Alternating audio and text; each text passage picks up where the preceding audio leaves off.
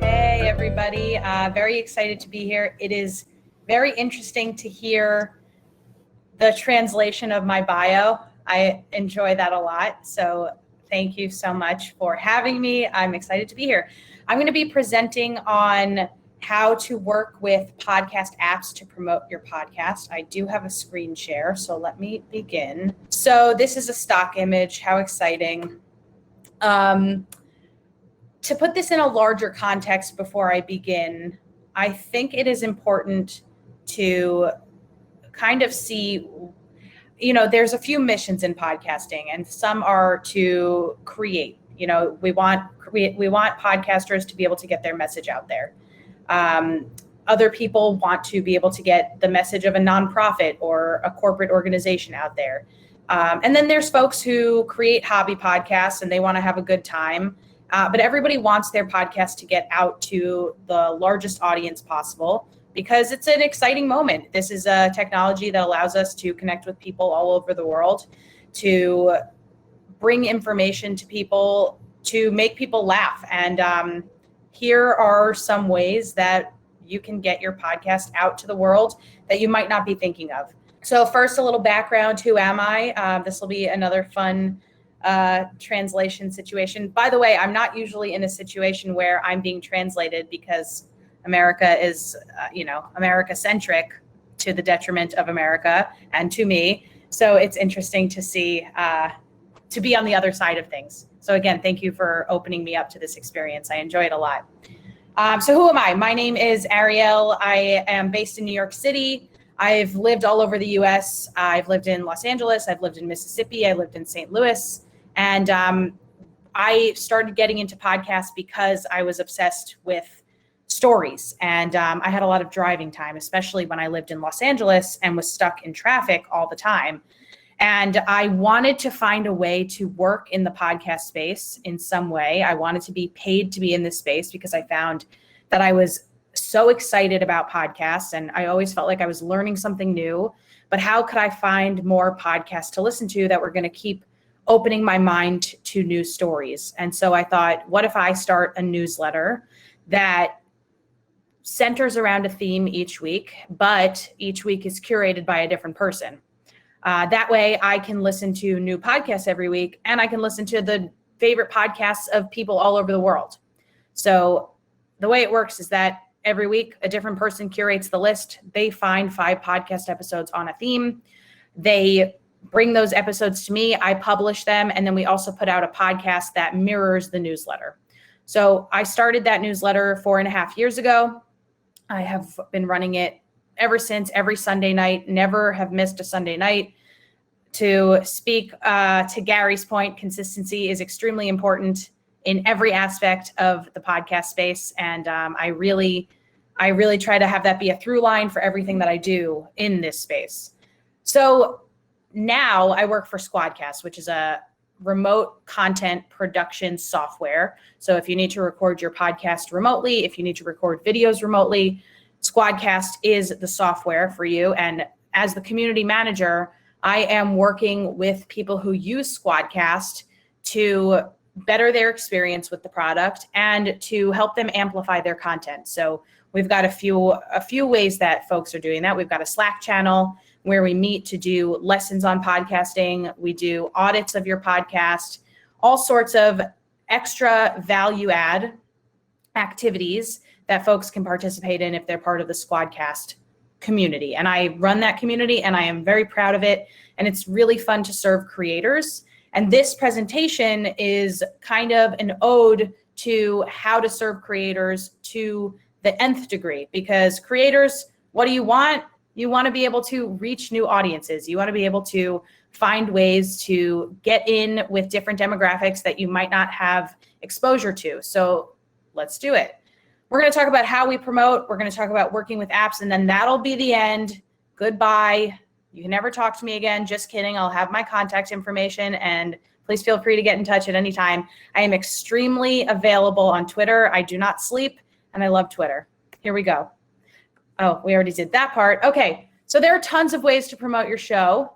And you may have heard of some of these. We've got cross promo, we've got feed drops, we've got social media, of course, Facebook groups, live events. So I want to hear from you, first of all, as I continue to go down these bullet points. How are you currently promoting your podcast? Feel free to type it into the chat.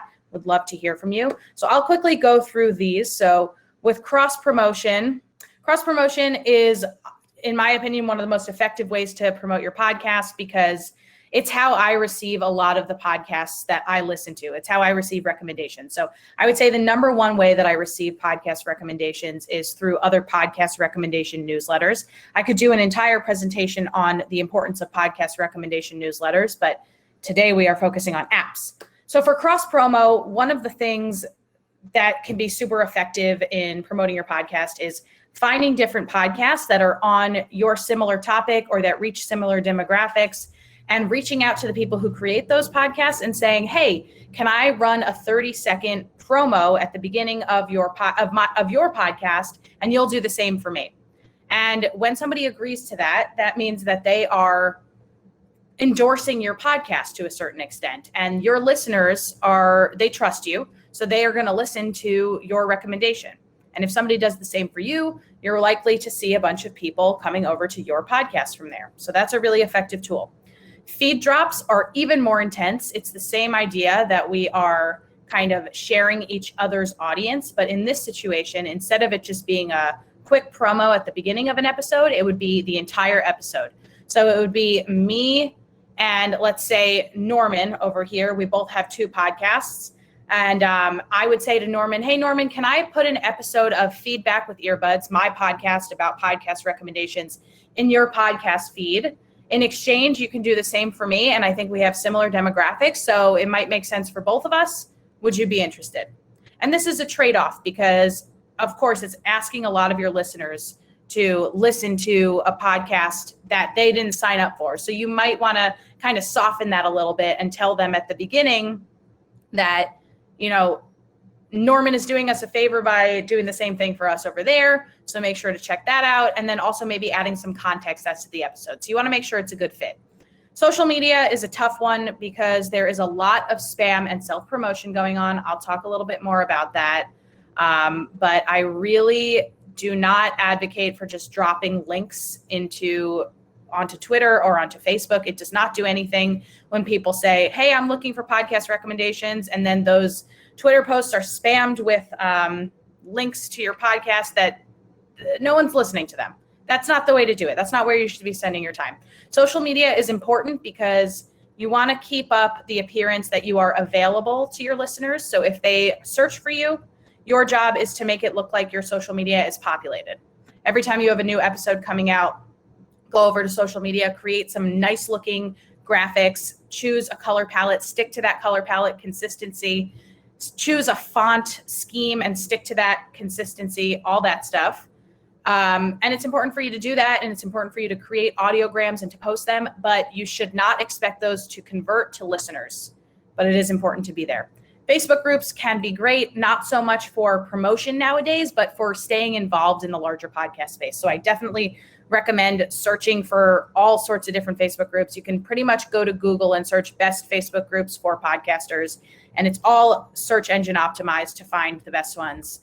I can recommend a few: the Buzzsprout Facebook group, Podcast Movement Facebook group, Podcasts We Listen To. There's a bunch. Feel free to get in touch with me after for recommendations.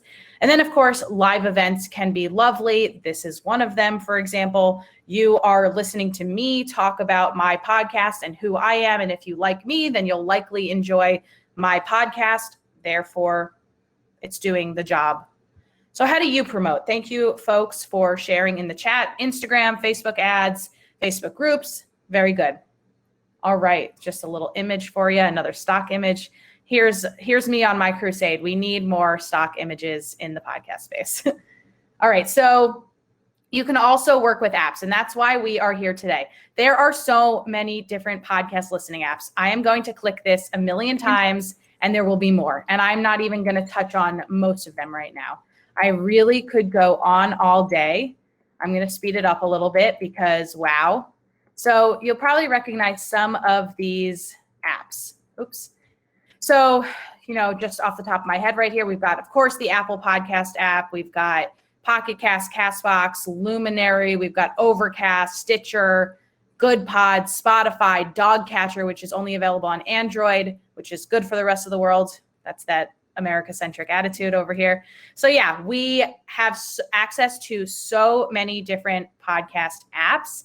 And my thesis for this presentation is that all of these podcast apps have opportunities for you to promote your podcast on them, whether it's explicitly or implicitly. So let's get into them. Today, we're going to be focusing on just a few of those because I could go on all day with this presentation, but unfortunately, I've only been given 20 minutes. So we're going to be talking about Castbox, Good Pods, Apple Podcasts, Spotify, and Stitcher. But your thesis, folks, is after this, go to Google and search podcast listening apps, the entire list. I think Buzzsprout has a really great article on this. And your job is to find your podcast on all those podcast listening apps. Most of them are free, so you can download them, create an account, and search for your podcast on them, claim your podcast on them, check out the data, who's listening to your podcast on those apps, and you'll be golden because you'll know what they look like. I'll get into that in a second. So let's talk about Castbox first. All right, so you can work with Castbox, and here is how you do it within the app. So go to your homepage, go to the personal tab on the bottom, click help and support, click apply to be featured. So this is not a secret. What's interesting here is that nothing that I'm telling you today is a secret. I don't have insider knowledge. I just Googled a little bit and I had a theory and I did some experimentation and it came through. So I worked for Castbox also. So I do know this from the back end, but other apps have this opportunity too. So yeah, you can basically, if your podcast fits the requirements, and a lot of podcasts do, I think it has to have a certain number of subscribers on Castbox, you can apply to have your podcast featured, which is a great way for you to be placed on the homepage and for people to find you. Castbox gets millions of daily active users. And if those people simply come across your podcast logo and your podcast logo is attractive and the title of your podcast is something that folks are going to be interested in, you're good to go. So that's one of the ways to work with Castbox. And then, as I mentioned, you should claim your show on Castbox. This link is probably not going to do you so great right now because this is a presentation and you can't click on it. But if you're interested, I can send you this deck later. So you want to claim your show on Castbox, and that's actually a prerequisite to applying to be featured for Castbox. Most of these apps that have these opportunities want you to claim your show on their app because it means you've downloaded their app and it means you're active enough on their app. So they want daily active users. They want monthly active users. So you need to be showing that you care, essentially. So you want to claim your podcast because that gives you access to back-end data of how your podcast is doing on that podcast listening app. Claiming your show is like getting verified. So let's move on to Apple Podcasts. So you want to work with Apple Podcasts, of course. Apple Podcasts, like James said, right now gets about 40% of the market share of listeners. Spotify gets 20%. All of these other podcast listening apps share the remaining 40%, right? Does that make sense? Yes, the math adds up. So you want to make sure that you're on all these apps because it could be that your podcast, for whatever reason, is doing really well on Bullhorn or it's doing really well on Deezer. You don't know why, but for some reason, the people who have downloaded Deezer found your podcast and you want to really meet them where they are. But Apple, with getting 40% of the market share, of course, that's going down, but 40% is still a huge chunk. How do you work with Apple? Go to podcaster.apple.com. And what you can do is go to their marketing guidelines, their identity guidelines, and it'll basically give you all of these options for badges to put on your profile. You can get a QR code for your podcast that you can place wherever you want, and people can find your podcast very quickly. They can be directed right to Apple Podcasts. Obviously, Apple has a huge portion of the market share, so you want to make sure you know what your podcast looks like on Apple and check in on it every once in a while, even if Apple is not your main podcast listening app. Sala, we'll get to your question shortly. Not question, it's a comment, but we'll get there. So that's one of the ways to work for Apple. Another interesting thing is that you can market with Apple. So you can get a custom link for your podcast. This is, again, not a secret, just a thing. They don't make it very obvious. If you go to podcaster.apple.com, they don't make these things very obvious because it's a good thing, and they don't want so much traffic. And also with this situation, if you want to get Apple podcast or podcast.apple.com / the name of your podcast, you essentially need to apply for that. Why is it important that you should get that URL? But you can apply for it. And if you make your case, that is a possibility, and it makes it much easier for listeners to find you. And then that's something that you can call out at the end of your podcast. Hey, to leave us a rating or a review, go to podcast.apple.com / the Arielle Show. That's great, rather than a whole string of letters and numbers. So, all right. So yeah. So again, you can also generate short links. You can, like I said, get different badges and lockups for your podcast that potentially have your colors in them so that it looks more brand appropriate. So Apple Podcasts, definitely a place that you should play around in their For Podcasters section. Let's talk about Spotify. Spotify is obviously huge. The last time I gave this presentation was February 2020. Spotify was still making moves, but it continues to make acquisitions, and they are much more popular throughout the world than Apple is. So let's see what the future holds for Spotify. So again, Spotify has a link where you can go to find information. This is one of their blog posts, how to promote your podcast on Spotify. So this is where you would go to claim your show. This is where you go to get custom assets for your show. And yeah, basically they give you all the tools you need to reach a world of new listeners with Spotify. And again, like I said, with all the other apps, you're going to want to claim your show on Spotify. Spotify also is a place that you need to submit your RSS feed to separately from Apple. So you just want to be aware of that as well. Most of your podcast hosting sites will give you the opportunity to know all of the different podcast listening apps that you need to submit to separately. I'm sure Captivate does that. Captivate is a robust system. And you just want to make sure that you are available on all of the podcast listening apps possible, and then claiming your show on those podcast listening apps. Let's talk about Stitcher. Stitcher is interesting because it really was big at the beginning of podcasting. It was one of the first podcast apps besides Apple, and it did a great job getting in with folks who love podcasts. So the power listeners are still on Stitcher to a certain extent.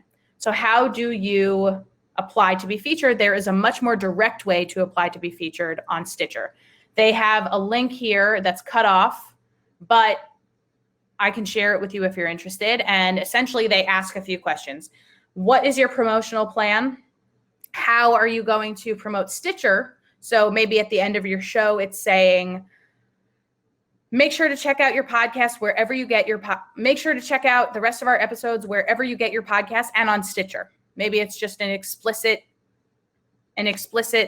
shout out to Stitcher for that. So other questions like that, they'll ask you when your show premieres, when would the ideal start date be for promotion? And then they'll ask you for any banner assets that you might have. So if you want to include an image, it does not guarantee that you're going to be placed on their app, but it is an option. So let me know if you'd like that link later. So another thing you can do with Stitcher is, of course, claim your podcast. You want to make sure your podcast is claimed. Stitcher is yet another one of the apps that you need to put your RSS feed into separately. So just something to be aware of.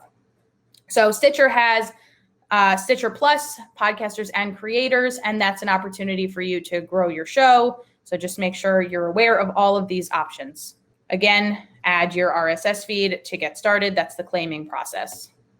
All right, so let's talk about Good Pods. Good Pods has emerged in the past 2 years as an app that is really looking to help creators.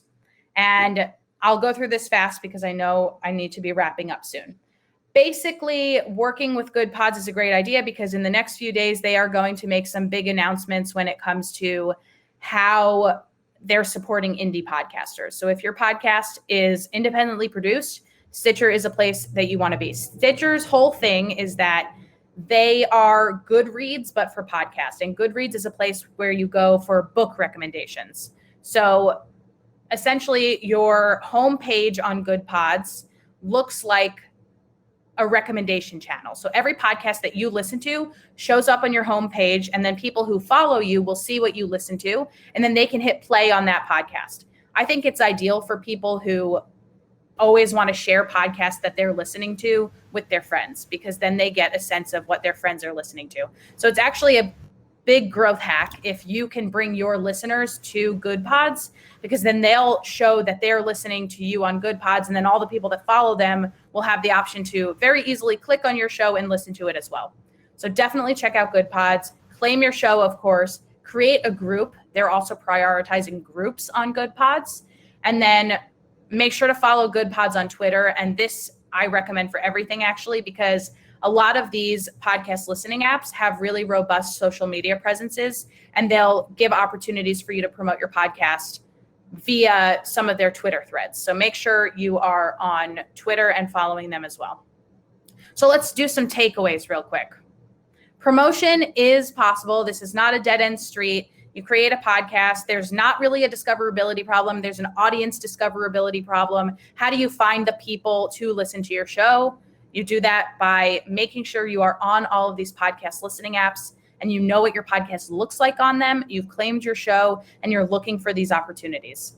Do not spam social media with useless, empty links. It does not do anything. I can tell you, I saw a post just this morning that was like, "Hi, I'm just getting into podcasts. Would love your recommendations."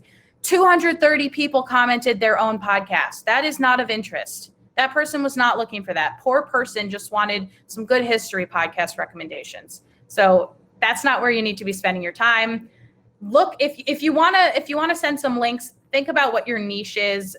Search for people who are looking for that niche in particular. So if you have a podcast about history, look up people who are looking for history podcast recommendations. That is just a smaller funnel that you are more likely to fit into.